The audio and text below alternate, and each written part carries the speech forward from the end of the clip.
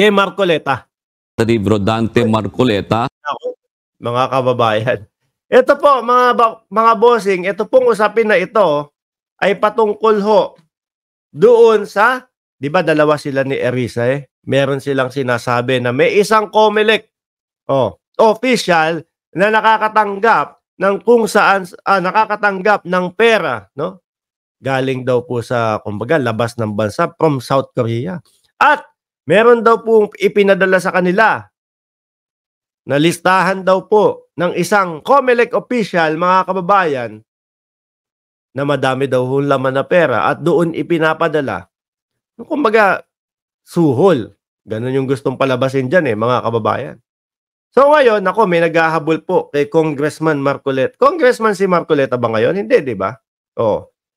May mukhang may naghahabol po kay Marcoleta. Dahil sinasabi daw fake news daw po yung sinasabi niya. Kasi mga bossing, sabi naman po, no? Nakalimutan ko pangalan ng official ng COMELEC. Sabi naman po, mga kababayan, no? Ang ginawa nila, ibin-broadcast muna nila. Jordan, ano pangalan ng COMELEC official? Ibin-broadcast muna nila, mga kababayan, no? May ganito, although hindi nila pinangalanan, pero sabi nila, may ganitong official, no? Tumatanggap ng pera galing sa South Korea, etc., etc. At nakita namin yung bank account, ganito, ganyan. Ang problema ayan, si COMELEC Garcia. Ang problema, mga bossing, no? Hindi muna nila chinek yung mga bank account. Kung tama ba? Kung existing ba? Kung totoo ba? O peke? Hindi nila chinek. Nauna na magpa-broadcast. Pakinggan nyo po ito, mga kababayan, hinahabol po sila ngayon. Na ng advocacy group na bayanihan ng anilay mga mapanirang aksyon ni Sagip Party List Representative Rodante Marcoleta laban sa Commission on Elections o COMELEC sa pamamagitan ng pagpapakalat ng fake news o maling impormasyon.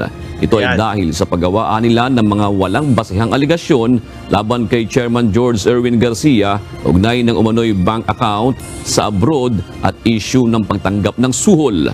Ayon sa kasi po, mga kababayan, ihinto ko muna nakikita ko naman dito, uubra kaya yung kanilang pagkakaso kay Congressman Marcoleta. Kasi di ba, dalawa sila ni Erice, mga bossing.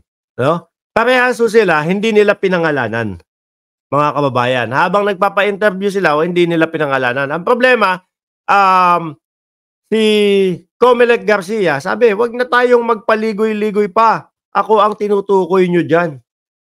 Huwag na tayong kung saan-saan pa pumunta. Ako ang tinutukoy nyo dyan. Di ba? Ganun mga bossing Yun naman, kay Erice naman mga bossing, sabi niya, itinanggi niya, no? Wala naman akong pinangalanan. Di ko naman sinabi na yung pangalan ni ni Garcia dyan. Pero nagpadala sila ng sulat na nakasulat doon, mga bossing. Nakasulat doon, mga kababayan, no? Si Erice nagpadala ng sulat na kumbaga, etong mga account mo, ganito. So, patukoy po, kumbaga, pa-point kay Garcia. So, yung isa, tingin ko, may sablay. Yung isa, yung kay Marcoleta, hindi ko lang alam. Pero, dapat talaga ang ginawa nila dyan, mga kababayan. No? Sabi nga ni George Garcia, dapat chinek muna nila bago sila maglabas sa publiko.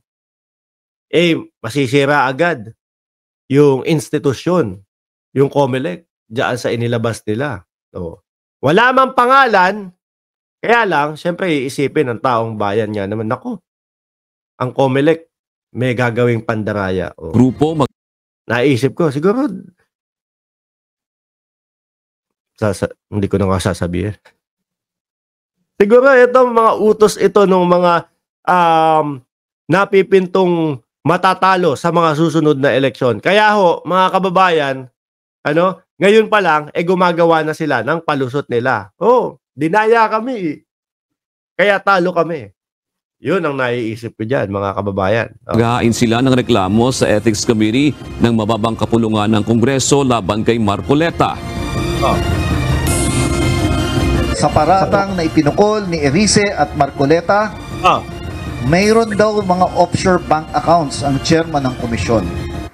na di umano ay katas mula sa bagong technology at systems service provider para sa halalan 2025.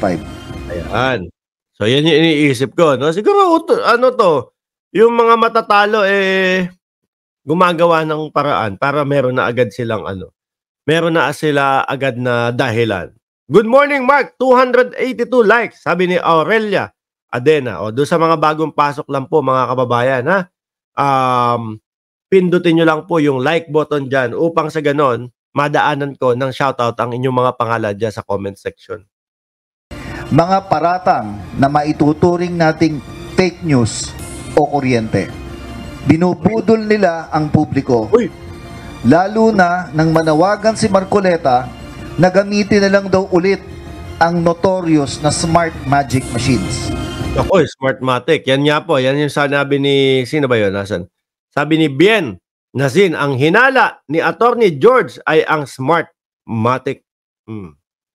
Samantala, ikakampanya rin daw nila na huwag iboto si dating Caloocan Congressman Egay Erice na kasama rin sa nagpapakalat ng maling impormasyon laban kay Garcia.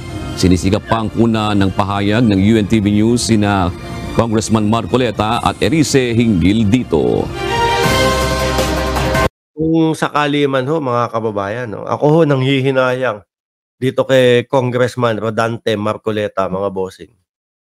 Nanghihinayang ho ako kasi etong issue na ito, etong patungkol ho na ito, mga kababayan, ako ho'y naniniwala na malaki ho ang ibabagsak, no? Lalo na kung siya ay kakampanya sa susunod na eleksyon, malaki ho ang ibabagsak ng kandidatura ni Rodante Marcoleta, mga bossing.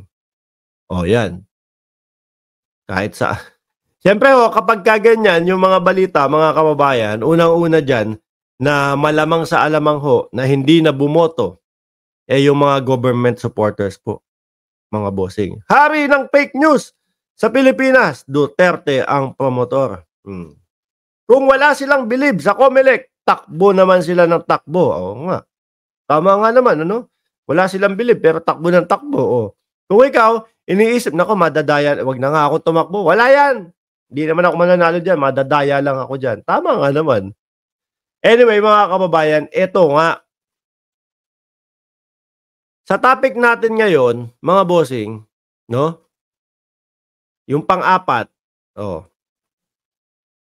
naalala nyo po yung binlag natin kahapon, mga kababayan. Chinek ko to, ha?